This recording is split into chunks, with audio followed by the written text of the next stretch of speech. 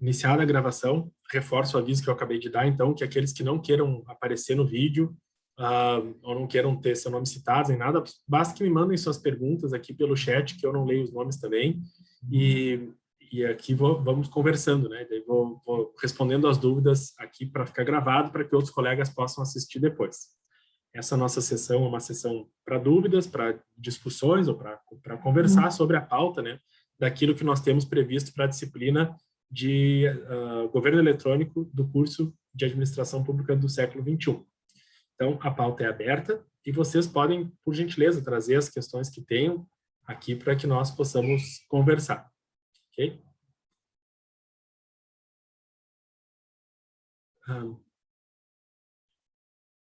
Se vocês não puxarem uma, daqui a pouquinho eu puxo, tá? Um assunto para a gente conversar, mas do contrário, eu gostaria inicialmente de dar espaço para que vocês escrevessem algo aqui no bate-papo, de algo que não compreenderam ou que querem que a gente discuta, ou abram os seus áudios e vídeos, né, para falar. Fiquem à vontade.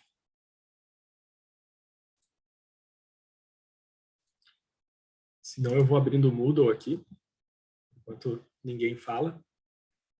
E eu vou provocar a fala agora um pouquinho. Vou abrir o Moodle e vou projetar nosso ambiente ali para mostrar alguma coisa das atividades e dar um reforço, digamos assim, do que vai ser feito. Por favor, me interrompam a hora que quiserem, tá?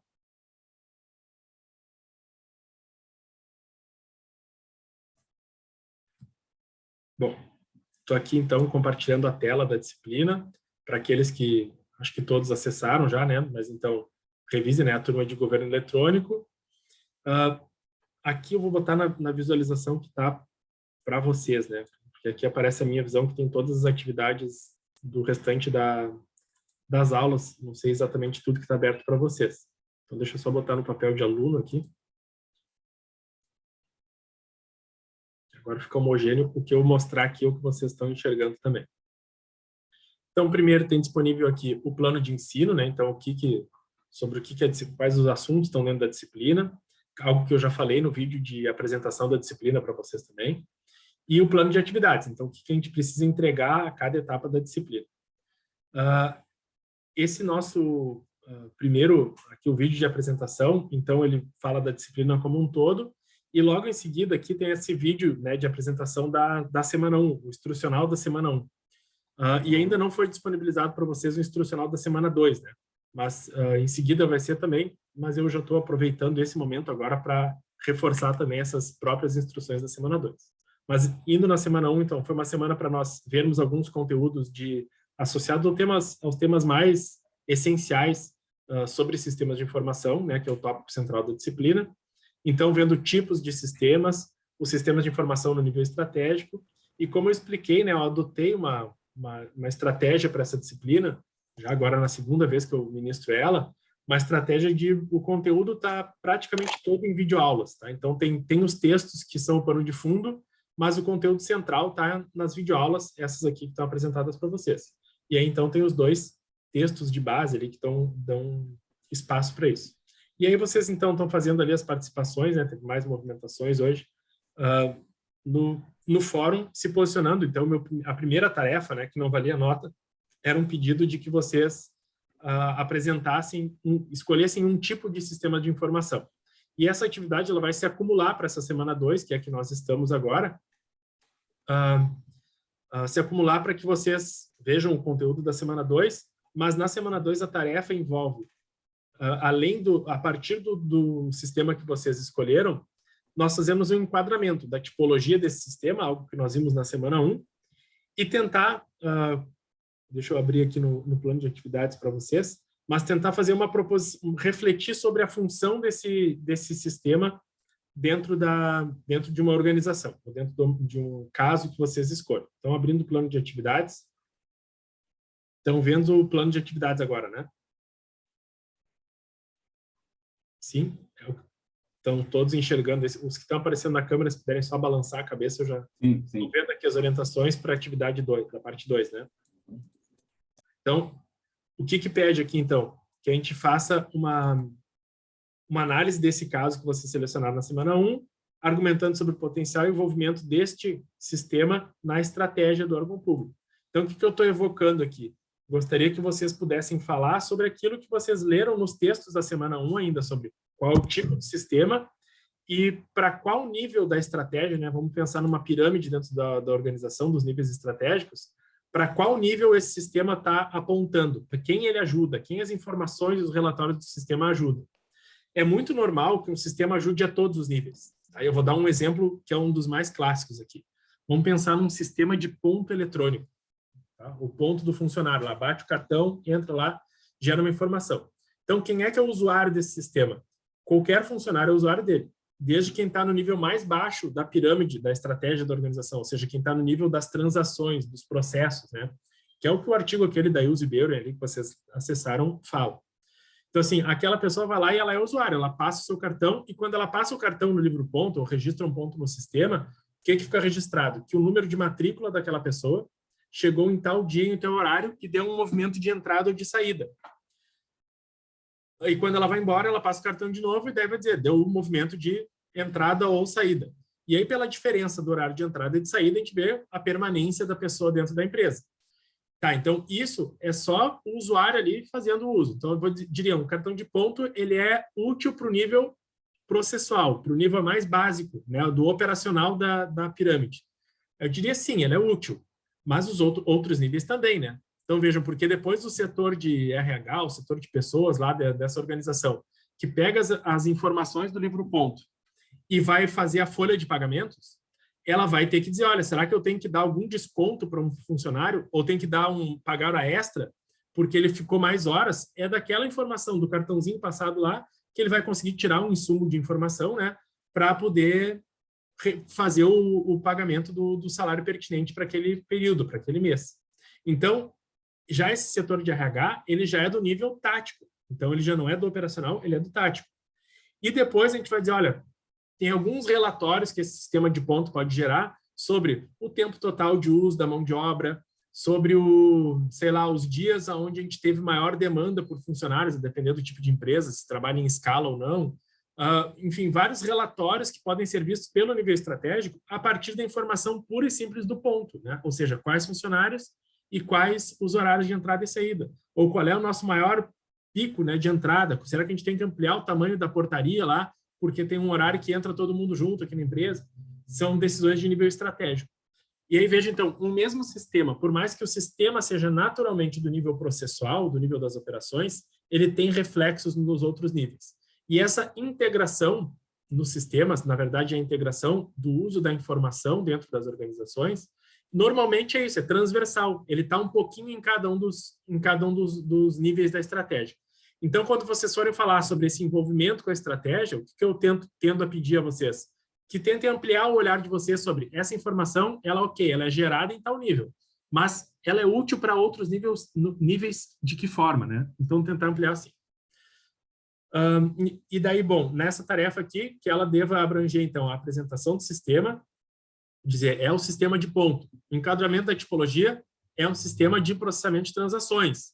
Então, que é um sistema bem dos mais básicos. Está lá, auxilia o nível operacional, ou ele gera informações no nível do operacional, mas também gera reflexo no tático, no estratégico dessa forma. E depois dessa indicação, né, então, dos níveis estratégicos, aí, por fim, isso aqui, ó, indicar como o sistema adiciona valor ao órgão público em questão. E aí, por isso é que vocês escolheram eu peço que vocês escolham uma organização. E o que quer dizer adicionar valor, né? Quando a gente fala de um órgão público, tem algumas teorias que falam sobre o valor público, né? E normalmente, essas teorias, elas estão fundamentadas num conceito, que é o conceito da legitimidade. É o quão legítima é aquela organização para o seu usuário. Quanto mais legítima ela for, maior tende a ser o valor atribuído a ela. Então, claro, as organizações públicas são peculiares, elas não têm um valuation, né, que a gente vai lá dizer, até poderia fazer, mas elas não têm um número que a gente diga, vale tantos milhões, e não tem essa prática de dizer quantos milhões vale uma organização pública. Mas a gente sabe da fundamentalidade dela, e vou dizer, em tempos atuais de crise sanitária, como é fundamental nós termos um órgão como o SUS, né, ou centros de vacinação como a gente tem espalhados pelo país, que fazem que campanhas de vacinação atuem de forma ágil. Qual é o valor de ter o SUS? Claro que é difícil dizer qual é o valor, Mas quando eu digo que eu tenho um sistema, vou dar agora um exemplo nessa linha, né? De um sistema que registra lá qual cidadão tomou vacina em qual data e qual vacina tomou, de qualquer tipo, da gripe, da polio, de qualquer outra vacina, ter essa informação adiciona valor de que eu consigo fazer campanhas mais assertivas, né? Campanhas de vacinação para os estados que menos vacinaram. Eu consigo fazer melhor a previsão, inclusive logística de distribuição dessas vacinas. Então, isso é a adição de valor, sabe? É tornar o órgão mais eficiente de alguma forma. Eficiente, eficaz, efetivo, né? Então, os 3 E's ali podem ser utilizados para a gente interpretar o que seria o valor percebido pela sociedade. Um órgão mais eficiente certamente vale mais. Então, quando nós argumentarmos sobre como o sistema adiciona valor, eu sugiro a vocês pensarem nisso. Como esse sistema torna o órgão público mais eficiente, mais efetivo e mais eficaz no cumprimento da sua missão, das suas atividades. E aí essa seria uma argumentação boa nessa linha. Ou outra, como eu sugiro aqui, como o sistema auxilia no cumprimento das metas, que é uma outra face da mesma moeda, né? Então, dizer o quanto ele é eficiente, efetivo, eficaz, é a mesma coisa que se eu tenho um planejamento estratégico bem elaborado, com metas bem estabelecidas, eu posso dizer, olha, tudo que me ajuda a cumprir as minhas metas vai tornar a organização mais próxima da sua missão, mais próxima dos seus objetivos e, por consequência, atingidora da sua função social, digamos assim. Logo, também é uma linha argumentativa que se pode ir. Então, argumentem depois da vinculação estratégica sobre o valor adicionado, né, nessa linha, e, por fim, uma indicação de quais resultados e impactos o sistema pode gerar. E aqui eu quero que vocês reflitam sobre um dos conteúdos que daí é da aula 2, e já deixo aqui um spoiler, né, que esse conteúdo é bem importante, inclusive para a prova, depois da disciplina, vocês conseguirem enxergar a diferença entre as informações que estão dentro do modelo lógico, para que vocês percebam que, assim, resultados e impactos são duas coisas dentro dos modelos lógicos que têm explicações diferentes. E eu vou chamar de coisas, por enquanto, para começar a explicação. Vocês viram lá nos vídeos, ou devem ter visto no texto também, o modelo lógico ele é uma tabelinha, né, de 5 colunas, onde tem na primeira coluna, mais à esquerda, os recursos, depois as ações, depois os produtos, depois os resultados e depois os impactos.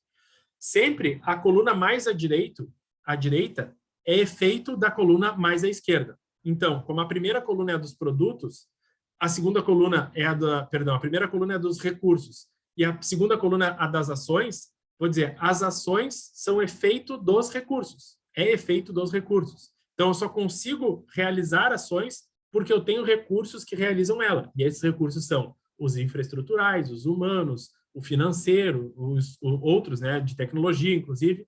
Então, se vocês enxergarem o sistema que vocês selecionaram como um recurso, quais resultados e impactos ele pode gerar? Agora, o que são os resultados e os impactos? Eles têm a mesma natureza, tá? São efeitos. Efeitos dos recursos, ações e produtos gerados dentro de um projeto, dentro de uma política pública. Quando eu falo nos resultados, eu estou falando daqueles efeitos que são efeitos diretos ou efeitos previsíveis da obtenção dos meus produtos. Então, o caso que estava lá explicado, né, dentro do exemplo, o exemplo falava de um programa público chamado Programa Segundo Tempo, né, que é, então, onde as crianças, no contraturno das aulas, têm atividades na escola para realizar. Então, elas vão lá para fazer atividade física, para fazer outros tipos de atividades. E aí eles disseram, olha, qual é o nosso produto aqui? É que nós tenhamos 30 crianças, por exemplo, né? 30 crianças no segundo turno da escola tal. O que é um resultado de ter esse produto, das 30 crianças frequentando? Melhoria na saúde. Melhoria na saúde dessas crianças no momento que elas vão lá praticar esporte. E eu digo, eles vão praticar em detrimento de não praticar, eu consigo inferir que essas crianças que poderiam não estar praticando e estão praticando esporte vão ter melhorias na saúde. Então, vejam que melhoria na saúde é um efeito direto da realização daquele meu projeto.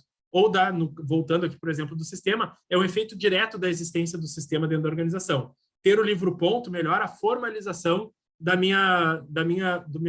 frequência dos meus funcionários. Ou deixa mais precisa a contabilização da minha folha salarial. São efeitos diretos, né? Precisão, eficiência financeira, tudo mais.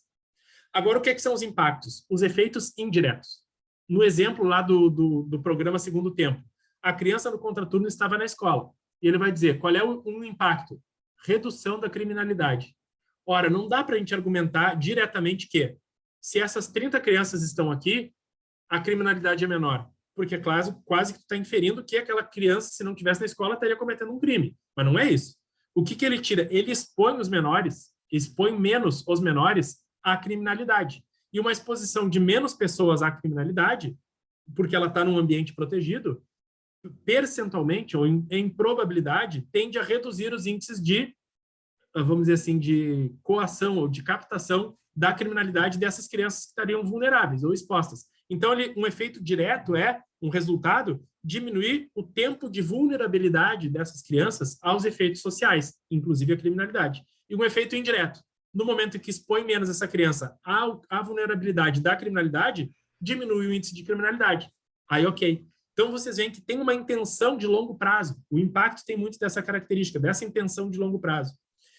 Só que eu não consigo cravar ali, certamente isso vai acontecer. Tem um grau probabilístico ali que me impede de dizer que aquilo é um efeito direto e só chamar de um efeito indireto, mas é algo desejado, esses impactos. Normalmente, esses impactos são de maior vulto também, né? Bom, ter 30 crianças na escola é muito bom, melhora a saúde daqueles 30 indivíduos, ok, mas reduzir a criminalidade gera efeitos para a sociedade como um todo. Então, o espectro do benefício é maior. Por isso que o impacto é tão importante para esse modelo, para pensar os modelos lógicos. Quando a gente traz isso para o nível das organizações, resultados são coisas que a gente consegue aferir dentro da estratégia organizacional. Então, eu consigo, olha, melhorou a minha eficiência financeira, porque eu consegui ter mais precisão na minha folha de pagamentos, por exemplo, que eu não tinha tanto antes. Consegui melhorar o meu banco de horas dos funcionários, então uma eficiência operacional também. Só que isso todos são efeitos diretos, né? O que seria um efeito indireto causado disso? Bom, por uma melhor eficiência do banco de horas, eu posso dizer que eu vou poder melhorar, vou forçar a barra, tá? Melhorar a qualidade de vida do funcionário no momento em que eu consigo dar maior previsibilidade para ele ou consigo permitir que ele use com mais flexibilidade seu horário para incluir ele dentro atividades físicas ou atividades de promoção da saúde que a empresa oferta também. Então, seria um exemplo de um impacto. Quando a gente fala da lógica dos sistemas, né, agora para dar um exemplo um pouquinho mais concreto do que eu imagino que vocês podem trazer, vamos pensar no seguinte, num sistema que seja um sistema de sistema eletrônico de documentos, tá? Então, de gestão de processos, dos processos administrativos implantados, né? Na universidade aqui, por exemplo, nós implantamos o SEI, o Sistema Eletrônico de Informações, há não muito tempo. E aí todos os nossos processos estão migrando para lá. O que eu tenho como efeito direto, né, da utilização de um sistema de processo eletrônico? Eu não tenho mais o processo físico. Isso me reduz a demanda por espaço físico para armazenar processos. Isso já é um ganho. Então, reduz a minha demanda por espaço físico. Esse resultado é direto. Eu sei que, antes mesmo de implantar o sistema eletrônico, no momento que eu implantasse, eu geraria aquele efeito. Menos demanda por espaço físico. Agora, qual é o meu efeito? Um efeito indireto. Melhor uso da informação disponível. Já não dá para afirmar com tanta certeza que as decisões, por exemplo, vão ser melhor tomadas pela gestão da universidade ou de qualquer órgão que adotou um sistema de arquivo eletrônico, processo eletrônico, que eles vão tomar melhores decisões porque os processos estão eletrônicos. Talvez eles tomem decisões mais tempestivas, porque quando precisarem de uma informação que está num processo, eles não precisam gastar tempo para ir lá catar o processo para trazer aquela informação. Ele é mais acessível nesse ponto de vista, não acessível do ponto de vista da acessibilidade, mas da tempestividade, né? Então, mais rápido eu chego na informação. Ok, isso é verdade, mas quem disse que todas as decisões ou que as decisões que eu tenho para tomar vão depender dessa tempestividade? É incerto. Então, de novo, tem aquele grau probabilístico de eu posso ou não necessitar daquilo ali. Então, não é um efeito garantido, é um efeito um tanto não probabilístico, né, de que vai acontecer ou não, um efeito indireto, que seria, então, essa redução da tempestividade. Outra é dizer que vai melhorar a eficiência sei lá, uma racionalização dos gastos.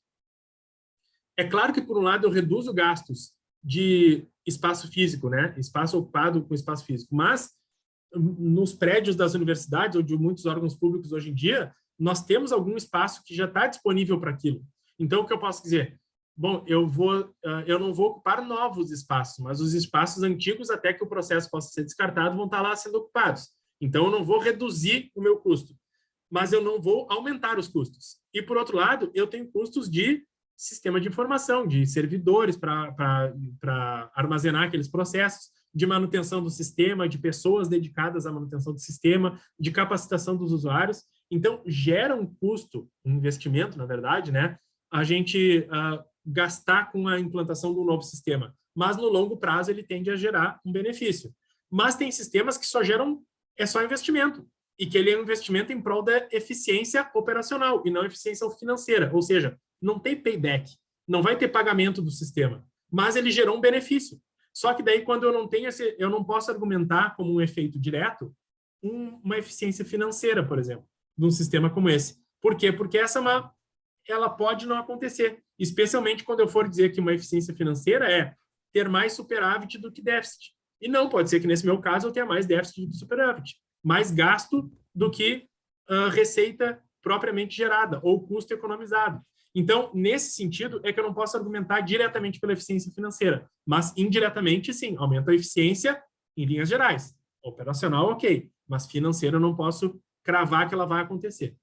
E, de novo, eficiência é uma característica de um órgão que beneficia indiretamente o consumidor do serviço daquele órgão público, as pessoas que trabalham ali. Então, vejam que é um vulto muito maior do que o próprio benefício com ocupar menos espaço físico, que seria um efeito direto.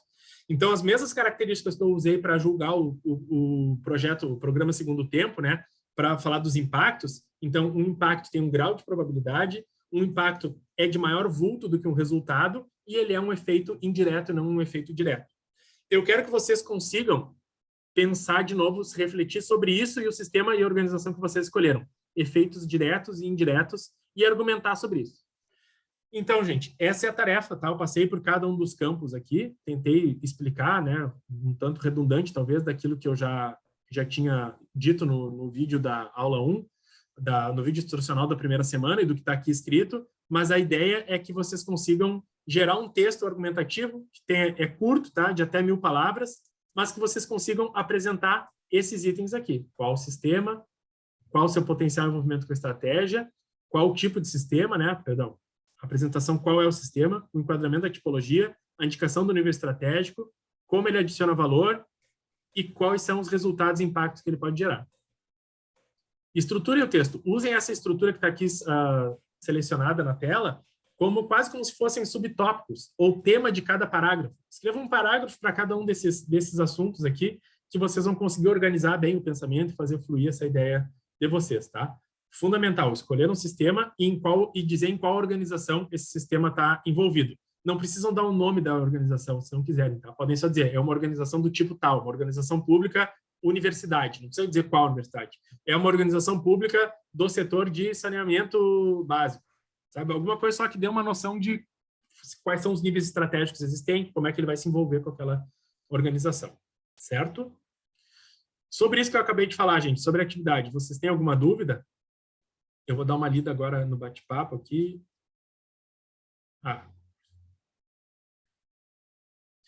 Veio uma pergunta dizendo, podemos mudar de sistema de informação caso tenha dificuldade com o sistema escolhido na tarefa 1? Sim, podem mudar sem problemas, tá? Não vai ter uma avaliação sobre isso. Lembrem até, inclusive, que a tarefa 1, a da semana 1, não tem avaliação sobre ela. É muito mais para vocês escolherem e socializarem aquela ideia.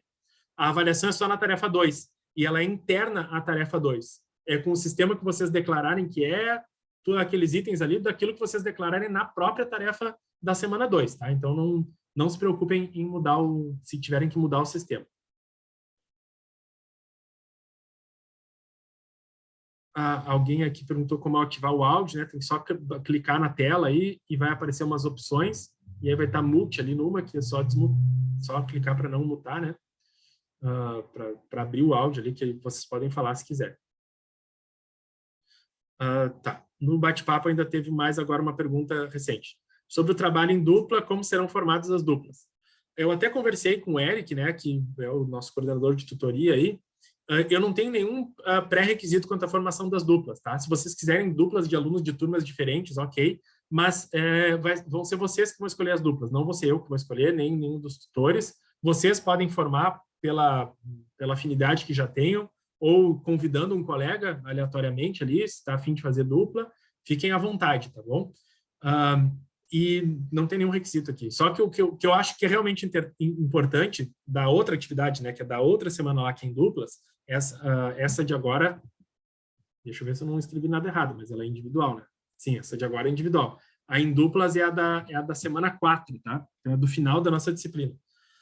O que eu sugeri que ela fosse em duplas, porque eu acho que vocês, se forem montar um texto que tem mais reflexões lá dentro, daquele outro texto, dilemas éticos e tudo mais, se vocês trabalharem em duplas, vocês vão ter uma oportunidade de trocar ideia com alguém antes de construir o texto.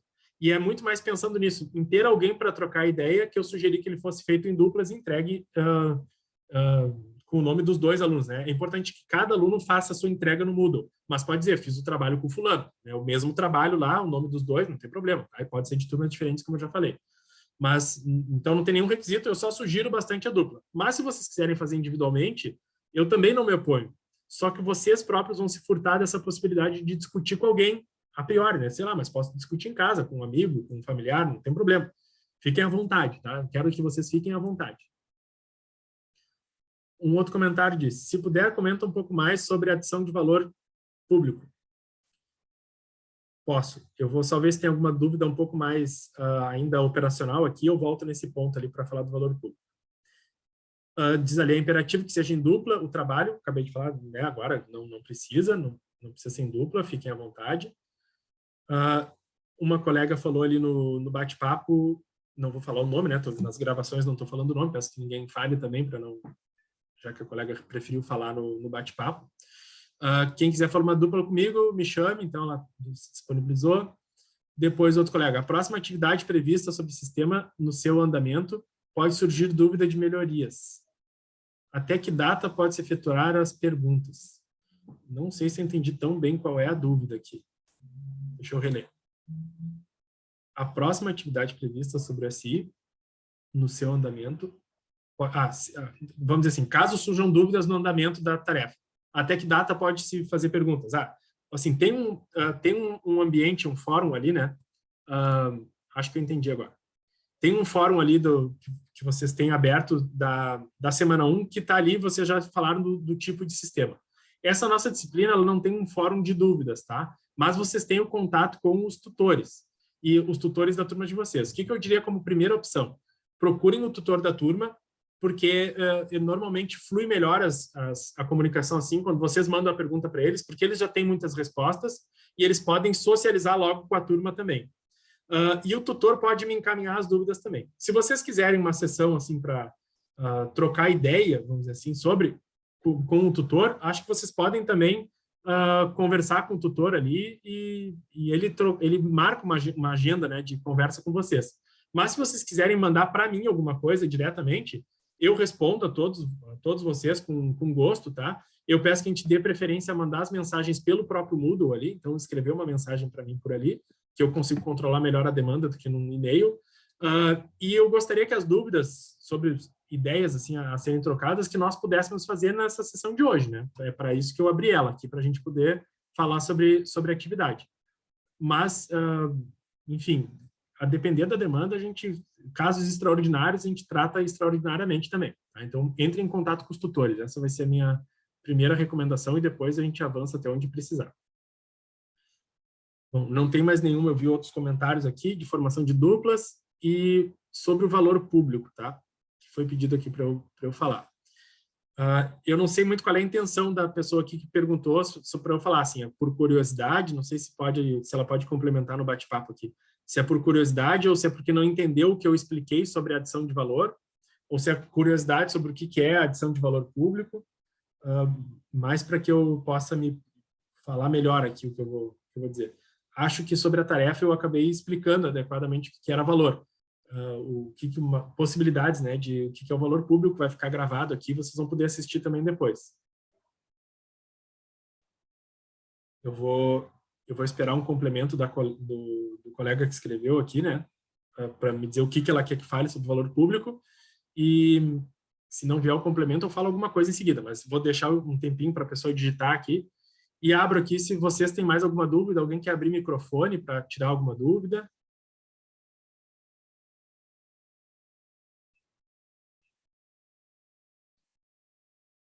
Não? Fiquem à vontade, tá, gente?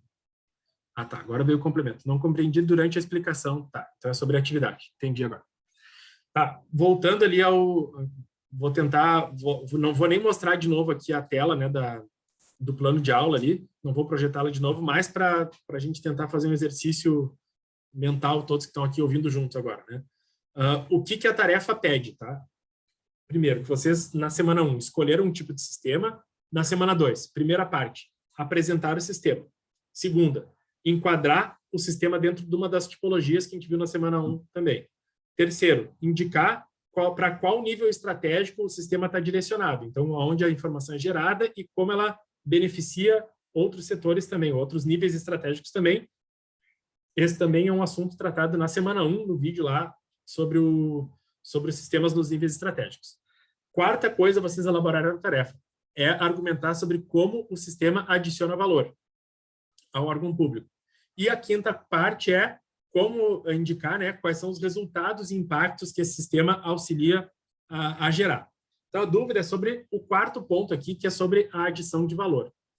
E aí eu fiz um comentário dizendo o seguinte, né, que valor é muito relativo, porque no órgão público nós não temos o costume de fazer a conta do valuation, né? Valuation é uma palavra, um termo que se usa bastante em finanças, para dizer qual é o valor da empresa, quanto ela vale. E aí tem técnicas, né, métodos para fazer a avaliação de uma empresa, que vai desde, assim, sei lá, uma baseada no preço da ação, multiplicada pela quantidade de ações, outra pelo valor do ativo da empresa, com alguma taxa de remuneração desse ativo num prazo, né? Então, para dizer, ou a principal, que é o fluxo de caixa projetado. Então, olha, qual é o caixa que ela tende a gerar nos próximos anos, e aquele fluxo de caixa projetado é o valor que a empresa vale, né, se alguém quisesse comprar ela. Mas sempre esses métodos, e tem vários métodos, eu falei os que eu me lembro de cabeça, esses métodos são muito baseados em medidas financeiras estruturadas para a ótica privada, né, e não tanto para a ótica pública. Então, tipo, valor da ação, fluxo de caixa, coisas que a gente não tem nas demonstrações financeiras do setor público. Então, o valor público, ele é muito mais atribuído pelo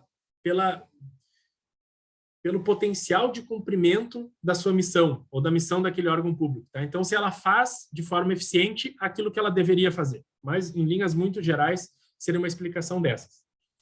E tem uma coisa que está por trás, né, um conceito geral que está por trás dessa ótica do valor público. Tem, inclusive, se vocês tiverem curiosidade de botar no Google teoria do valor público, vocês vão ler alguns textos ali que falam sobre isso, né? Sobre o valor que, não só para organizações públicas, mas quanto o valor que alguém externo vai conceder para determinada organização ou determinado serviço. Mas tem um conceito por trás dessa atribuição de valor, que é o conceito da legitimidade. O que é ser legítimo, né? É dizer o seguinte, este órgão pertence a este grupo, ou essa pessoa pertence a esse grupo, ou digamos assim, ela cumpre aquilo que foi delegado a ela, ela cumpre o seu papel. Legitimidade está muito associada a essas visões. Então, dizer que é legítimo é dizer que ele pertence e que ele cumpre o seu papel. E aí, quando a gente fala, então, do valor público, muitas vezes está se argumentando por diferentes óticas sobre a legitimidade daquela atividade. Aí, agora, indo para a tarefa, né? Então, para esse quarto ponto que eu pedi para vocês na tarefa, que é argumentar sobre o valor adicionado pelo sistema à organização.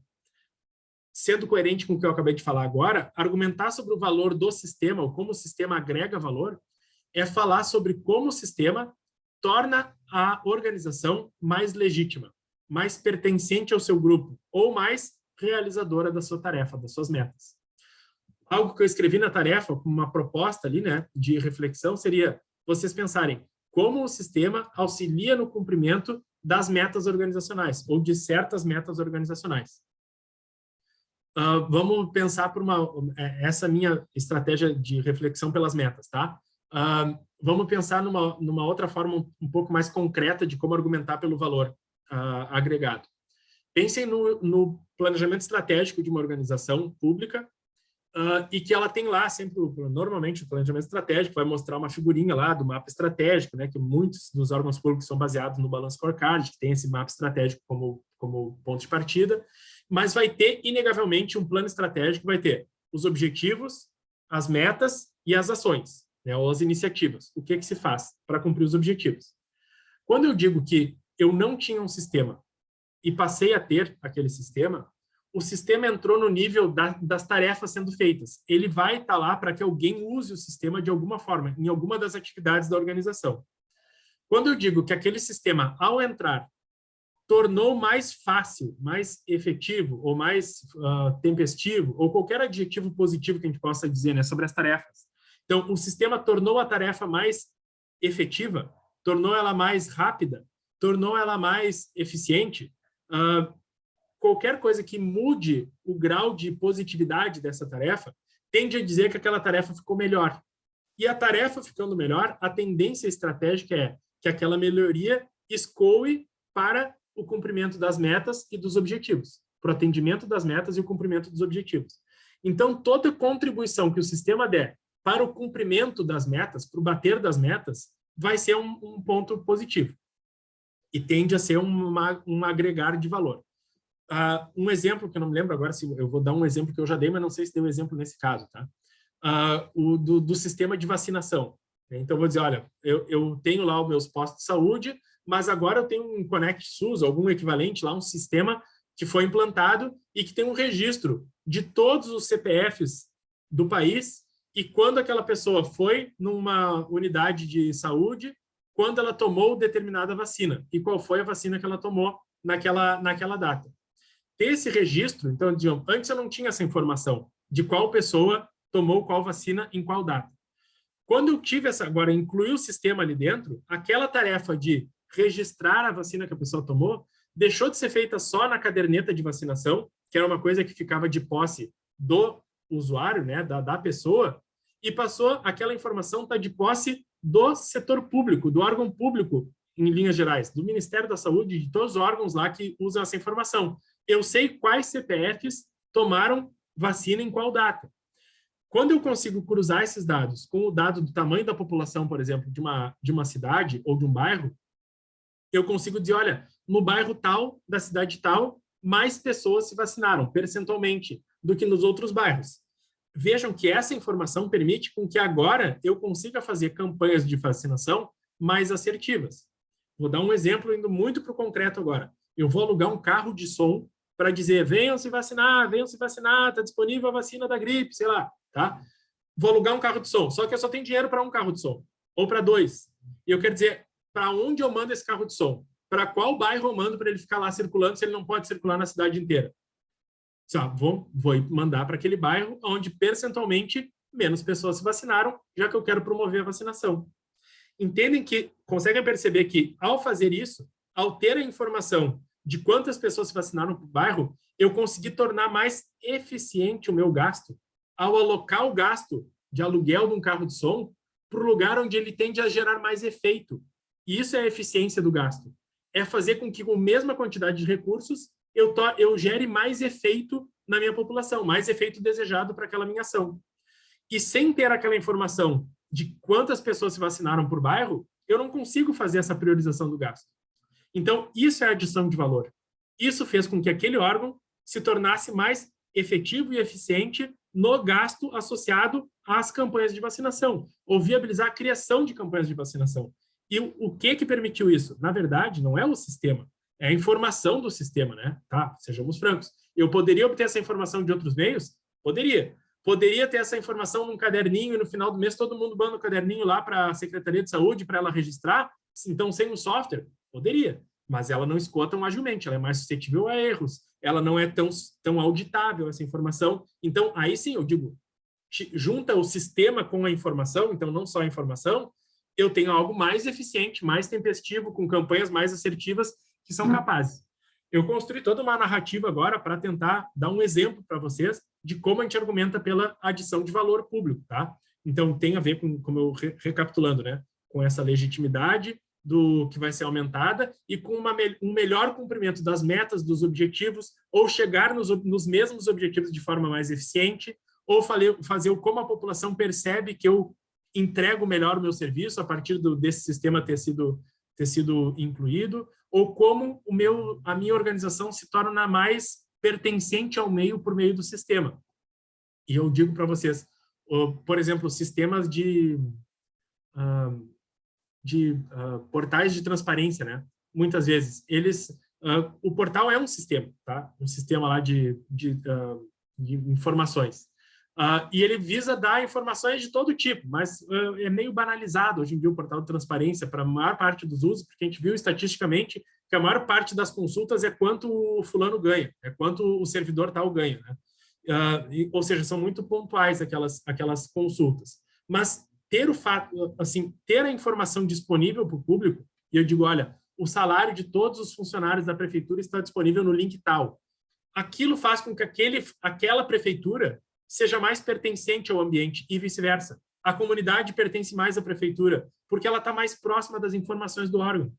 Outros tipos de sistemas de prestação de contas, né, que a gente diga, olha, eu tenho um processo de, sei lá, obras aqui dentro da cidade, e eu vou dizer em que estágio está essa obra. Se eu botar essa informação publicizada, qual é o período previsto para acabar a obra, em que fase ela está dentro das fases de execução, quantas fases faltam, isso tudo concede transparência. E a transparência vai dar, por consequência, legitimidade ou sensação de pertencimento. O cidadão sente que pertence àquela obra também, porque ele consegue saber acompanhar ela de forma melhor. Então, vejam em sentido lato, né? Quase tudo que tende a promover controle social dá essa sensação de pertencimento à sociedade, ao órgão público, da sociedade ao órgão público. E tende a ser um benefício gerado, agrega valor à visão sobre o órgão público, né? Gente, dei os exemplos que eu tinha, eu acho que eu entreguei agora aqui sobre a questão do valor público. Espero que tenha sido a contento do colega que perguntou ali sobre na explicação, tá? Tá, que bom que respondeu ali, que foi entendido. Ok. Eu recebi uma outra pergunta que veio privada aqui para mim dentro do bate-papo, tá? Então, por isso que alguns dos colegas podem não ter lido. Diz assim, em um sistema do órgão público pode ser... um sistema em um órgão público pode ser algo voltado para o público externo? Sim, né? Como eu acabei de dar o exemplo agora, por exemplo, do portal de transparência. Ou seja, algo para a execução das políticas, como um aplicativo? Certamente sim, tá? Então, para quem fez a pergunta, certamente sim. Gente, um sistema de informação, vocês viram ali nas aulas, na primeira aula lá dos tipos de sistema, né, que já falava o que é um sistema de informação.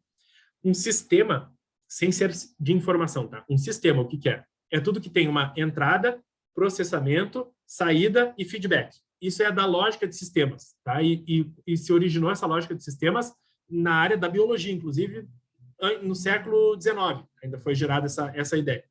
Então, tudo que dá essa entrada, processamento e saída, nós chamamos de um sistema. Quando aquilo que entra é processado e sai é informação, nós dizemos, esse é um sistema de informação. Quando entra matéria-prima, transforma, sai produto acabado, esse é um sistema produtivo, de produção. Então, mas tem a lógica geral de sistemas. Então, um sistema de informação é tudo que tem essa lógica.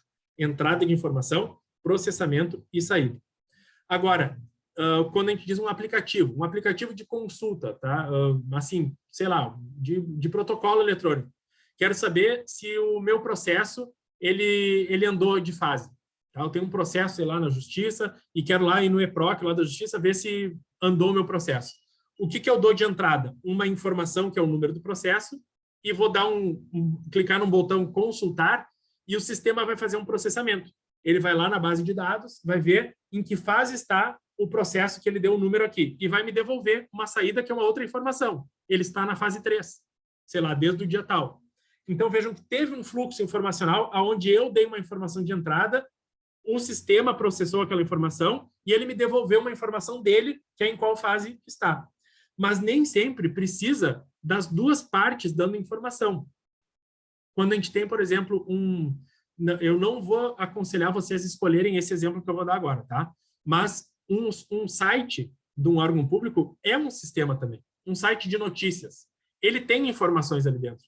As informações dão entrada, só que quem é que dá entrada na informação? É o próprio setor de comunicação lá da organização que é responsável do site. Ele dá entrada, qual é o processamento? É um processamento do software lá que gerencia o site e que faz com que aquela informação que era privada lá, que a pessoa escreveu dentro do seu bloco de notas, colou lá e mandou carregar no site. Quando ele mandou carregar, o processamento do site, do sistema de informação do site, faz aquela informação ser pública. Está disponível para qualquer pessoa. Então, é um sistema, tem entrada, processamento e saída? Sim, tem.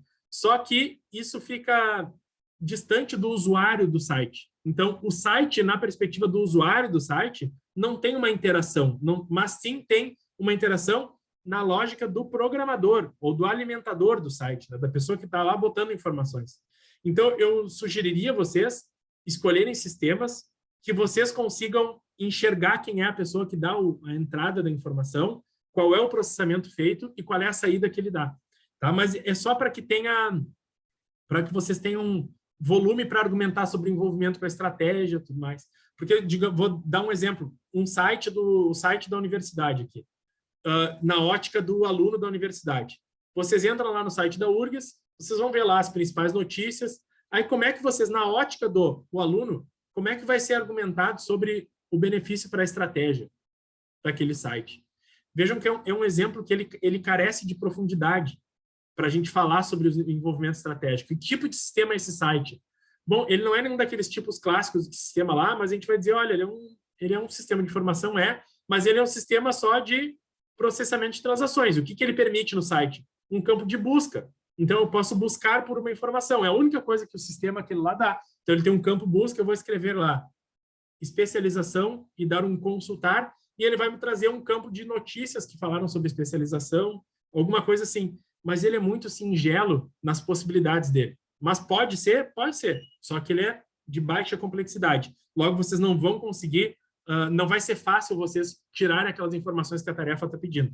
Quanto mais o sistema tiver envolvimento, ou for elaborar, ou vocês pensarem no sistema sob a ótica, não do usuário, do cliente, vamos dizer assim, mas sobre a ótica do servidor, da pessoa que usa o sistema, melhor vai ser para vocês argumentarem sobre os níveis estratégicos, sobre a complexidade e tudo mais. Então, essa é a minha complemento ao colega ali que escreveu sobre se poderia ser voltado ao público externo, sim, mas preferencialmente ao público interno, né, a menos que seja isso, um portal de transparência, alguma coisa desse tipo, né, que tem um uso efetivo da informação pelo público externo, mas mesmo assim, privilegiem público interno, eu diria. E se pode ser algo para execução de políticas, como um aplicativo, como eu disse, também pode ser. Por exemplo, o Connect SUS ali é um aplicativo, né, onde a pessoa vai lá e consulta sobre as datas de vacinação, né? E tem outros aplicativos que também falam sobre o nível de vacinação, todos esses, né? Podem ser utilizados também. Mais alguma pergunta, gente? Oi, professor, gostaria de fazer uma pergunta. Porque o senhor colocou dando preferência para sistemas que estejam em implantação. Se eu não estou dentro do sistema, da implantação do sistema, eu vou ter dificuldade de saber para quais níveis estratégicos ele se aplica. Então, por exemplo, se eu não tenho um sistema, se eu não conheço um sistema, como ele funciona ao todo, né, ele completo, eu não consigo responder algumas perguntas ali da tarefa. Bom, posso responder já, acabar essa pergunta? Sim, acabei, obrigado. Tá. Assim, eu até dei essa possibilidade, né? Que na falta de vocês terem um sistema que vocês são usuários, que vocês poderiam pegar de uma notícia, de alguma coisa, de qualquer sistema ali poderia ser utilizado. A resposta para ti, sendo bem direto, é o seguinte: se tu não tem essa resposta, tu não pode falar de causa vivida, esse relato sobre o envolvimento na estratégia, por exemplo, expõe aquilo que tu acredita. O que tu acredita, como tu acha que aquele sistema pode se envolver. Então, seria uma proposição tua, digamos assim, e não algo oriundo da tua experiência de uso do sistema, tá? Mas tu pode dizer, olha, eu escolhi um sistema, peguei uma notícia aqui que eu vi que o judiciário está implantando um sistema de controle da estratégia deles. Então, sei lá, um sistema de mapas estratégicos. Ou outro exemplo, não quero falar de novo do exemplo de protocolo, tá? Mas agora já falei. O exemplo de protocolo. O judiciário adotou um sistema de protocolo. Aquilo é o suficiente para tu dizer, olha, o órgão é um poder judiciário, o Tribunal de Justiça, sei lá, da região tal, adotando um sistema de protocolo eletrônico a partir de agora, que não tinha antes. E aí tu vai tentar ver na notícia o que é esse sistema. Olha, esse sistema aqui é um sistema que vai lá e tem o cidadão vai poder consultar o andamento dos seus processos, né? Então, em que fase ele está do protocolo? Ou vai ter ele vai dar entrada em processos agora de forma eletrônica que antes eram físicos. Qualquer descrição que te informe como o sistema funciona, minimamente, já vai te permitir dizer, olha, bom, qual é o benefício? Então, dizendo qual é o tipo de sistema e a organização, a gente falou, é o sistema de protocolo, a organização, o Poder Judiciário estava na própria notícia que tu eventualmente seleciones. Envolvimento com a estratégia. Bom, um sistema de protocolo, ele vai beneficiar o cidadão, então, nas operações de consulta, nas operações do protocolo, do setor de protocolo, digamos assim, né? Aquele setor que recolhe demandas e dá encaminhamento, aquele setor vai poder agora dar encaminhamento mais tempestivo, porque os processos vão poder chegar de forma mais ágil, quero dizer assim, eles não vão ter que manipular papel ou protocolar em papel e fazer essa informação circular fisicamente, né? Essa informação vai fluir eletronicamente, então, ao ter um protocolo eletrônico, tende que o setor de protocolo possa ser mais ágil e tempestivo também nas suas atividades, e aí outras coisas tu ainda vai poder inferir sobre. E aí tu não precisa ter certeza da tua inferência, eu quero que tu argumente sobre qual é a utilidade daquele sistema, de novo, né? Mesmo que não seja de causa vivida. Tu vai dizer, olha, eu acho que os advogados que trabalham nos processos, se eles são eletrônicos, os advogados vão poder ter melhor gestão sobre o volume de processos que eles têm para instruir. Ou os defensores públicos vão poder ter melhor informação da distribuição de processos entre as pessoas, que se fosse físico, de repente, a gente não tinha uma informação tão adequada sei lá, do volume do processo, do assunto do processo. Demorava mais saber qual é o assunto. Então, isso eu também não sei. E eu estou aqui também inventando essa argumentação para ti. Mas é uma invenção plausível, né? Então, eu estou propondo como algo que seja plausível. Só que essa plausibilidade é muito relativa, né? Para mim é plausível, pode ser que para outro colega não seja, para ti não seja. Então, argumenta para mim no texto o que tu acha que é plausível sobre esse envolvimento com os diferentes níveis da estratégia. E depois sobre o impacto e resultados da mesma forma, né? Então, tu pode argumentar, mesmo que não seja de causa de vida, mas o que tu acha que tu gera de benefícios imediatos, certos e indiretos, né? Ou benefícios diretos e benefícios indiretos, né? Como os impactos.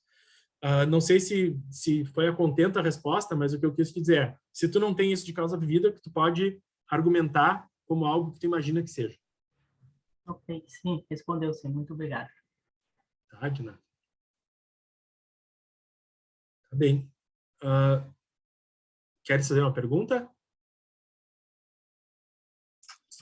Sim, boa noite, professor.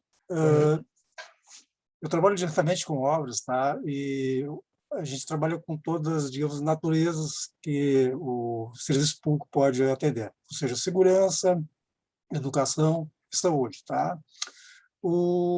A origem, normalmente, dessas demandas são os mais simples, ou são dos órgãos que trabalham diretamente com o público. Isso sobe até digamos, um órgão de planejamento diretamente do governo, que dentro das políticas dele faz dizer, olha, eu seleciono isso, e isso começa a ser, digamos, o foco de trabalho. O meu sistema, ele inicia com o demandante, ele passa para o planejamento, chega a mim, e aí começa o meu objeto de trabalho, que é o projeto. Eu trabalho com projetos elétricos, tá? Bom, eu não consegui ainda entender em que sistema da estratégia eu estaria trabalhando. Mesmo que eu seja um mentor daquele objeto, mas eu ainda sou simplesmente uma engrenagem de todo o mecanismo. E esse meu sistema, ele atinge tudo, inclusive até o final do produto que seria a obra, tá? Aí eu poderia até falar em termos de impacto, do impacto social e do impacto daquilo que eu estou também pensando, porque eu penso tecnicamente, né? Então, eu posso melhorar muitas coisas dentro do meu sistema, como eficientização, racionalização, segurança, principalmente porque a gente trabalha com elétrica, né? A gente pensa muito nesses aspectos. Então, eu sou simplesmente digamos, uma peça dentro da grande engrenagem. Quando eu for falar da parte estratégica, em que setor eu poderia me colocar dentro disso aí, no meu sistema de informação? Assim, primeiro, esse tipo de sistema, só para eu compreender um pouquinho melhor, ele é um sistema que, assim, gera-se uma demanda, tipo uma ordem de serviço, né, para uma obra, sim. E aí ele passa por uma aprovação, sim. E aí ele chega para o responsável técnico, que eu imagino que seja tu, sim. Ali, e que tu começa, sim. A elaborar um projeto a partir dali, né? Sim. Tá. Sim, ele vai para uma licitação, ele é executado, Ele termina, inclusive, com a Secretaria da Fazenda, que eu vou falar diretamente aqui, né, que acaba se envolvendo também com todo esse produto. Tá? Então, se eu fosse me colocar estrategicamente, porque o meu sistema ele é muito amplo, acho que as pessoas também que estariam envolvidas, a maior parte dos nossos colegas, eles trabalham num ponto do seu sistema. Né? O sistema inteiro ele tem toda uma cobertura, né, dentro do Estado. Né? Mas a gente trabalha, realmente o produto da gente direto ali, ele é menor. Então, como eu me colocaria, como eu classificaria isso estrategicamente lá dentro? Tá. O primeiro ponto que eu digo assim, é que eles têm um nome desse tipo de sistemas, tá? Um nome genérico, tá? Que eu não sei exatamente nem qual é o sistema, mas genericamente esses sistemas que controlam fases de um projeto, etapas, né? Responsáveis e prazos, são os sistemas que nós chamamos de sistemas de workflow. Então, ele é um sistema que vai vai gerenciar um projeto de início ao fim, sabe? Então, vai ter as etapas e a gente vai formalizando coisas ali dentro. Ele não está dentro de nenhuma daquelas tipologias que estava naquela linha do tempo que vocês viram no artigo, mas ele porque ele é um subsistema, digamos assim. Mas ele é um subsistema porque ele está dentro de outros. Mas ele está normalmente dentro de um ERP, de um Sistema Integrado de Gestão. Então, eu te diria, ao argumentar, que ele está dentro dessa lógica do ERP, do Sistema Integrado de Gestão. Agora, quanto ao produto em si, né, ao tu ser uma engrenagem, como tu falou agora desse sistema, isso não é problema nenhum. Assim. Na verdade, a tendência desses sistemas de workflow é que eles tratem a coisa de forma mais horizontal do que vertical quando se fala em hierarquia. Sim. Por quê? Porque a gente realmente distribui responsáveis por prazos. E aí não importa muito se aquele responsável é do nível estratégico, se ele é o presidente ou se ele é o peão, ele é o responsável por aquela etapa. Então, assim, ele dá uma certa achatada nos níveis estratégicos no fluxo, né? E isso faz com que, assim, tu pode trabalhar na tua argumentação muito mais para afirmar sobre, assim, quais benefícios ele gera para a presidência da organização, quais ele gera para o corpo técnico, quais ele gera para o usuário, para o demandante. Então, tenta, talvez, pensar menos na pirâmide e mais nos usuários, nos diferentes usuários, independente de em qual nível eles estejam, porque tem esse achatamento natural, característico desse tipo de realidade, né? Sim. Na verdade, é o seguinte, lendo, refletindo muito sobre os artigos, né, a gente vê que a tendência hoje dos sistemas é uma integração. Tá? E os sistemas não existirão mais sozinhos, né? Estão integrados num todo, uma grande gestão, uma governança, como você diria, né? E aí é muito interessante que existe também um trabalho e uma transição disso, né? E a gente está envolvido nisso aí, né? Não tem nenhum sistema estático, ele é dinâmico, né? O sistema é dinâmico. E cada vez mais os sistemas estão se homogeneizando, né? E aí a gente tem sistemas grandes que estão ficando cada vez maiores porque eles vão pegando funcionalidades de outros. E esses sistemas são os ERPs hoje em dia, né? Então, eu até comentei no vídeo instrucional para vocês, né? De que o ERP, apesar da linha do tempo que ela ia até 2001, se eu não me engano, daquele artigo, aquele final das contas lá do 2001 ainda é o que a gente tem hoje. Porque os ERPs que estavam lá no final daquela ponta, eles estão desde a década de 90 crescendo de tamanho, de volume, de importância, mas continuam sendo isso. Por quê? Justamente por causa dessa boa conclusão que tu fizesse, de que a tendência é a integração, que nós tenhamos mesmas bases de dados e várias funcionalidades vão lá e acessam aquela base de dados para suas necessidades. Né? Então, a integração é um argumento central ali dentro. Inclusive, antes de eu trabalhar com esse meu sistema, eu trabalhei com o SAP, tá? Ele foi quando eu iniciei com ele foi uma revolução na época. Acho que foi em torno de 2002, né? Você trabalhar com SAP. Ele levou praticamente na empresa que eu estava uns 2 ou 3 anos para ser implementado, porque dependia de uma série de informações, de culturas, para as pessoas conseguirem colocar os dados, né? Achei muito interessante na época.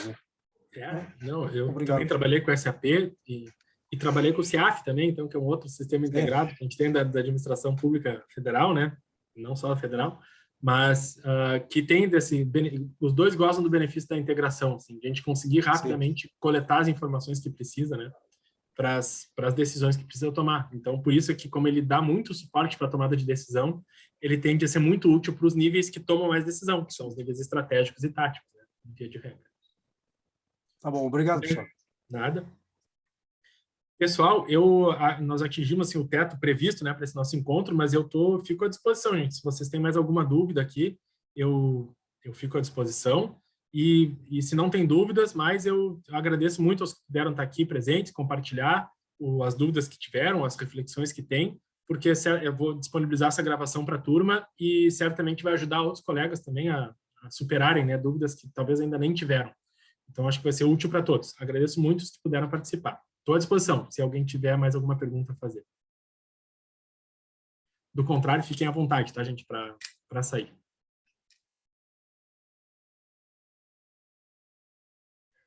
E aos que forem sair, então deixo meu boa noite já.